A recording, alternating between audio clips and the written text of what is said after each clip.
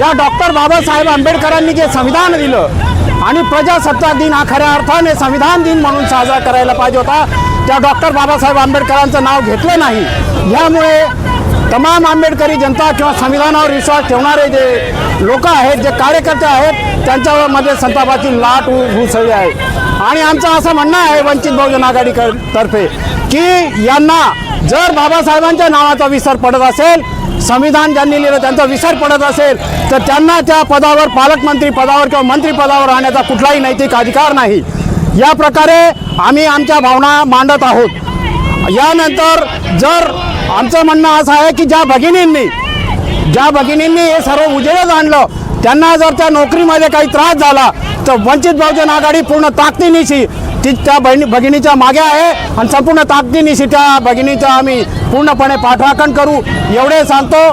तसेच श्री गिरीश महाजन मंत्री महोदय यांच्यावर जो अट्रॉसिटीचा गुन्हा नव्हे तर देशद्रोहाचा देखील गुन्हा लागावा असं आमचं म्हणणं आहे, कारण की संविधान हे सर्वतोपरी श्रेष्ठ आहे। त्यामुळे या गोष्टीची दखल घ्यावी एवढे आम्ही मानतो। जय भीम, जय भारत, जय शिव।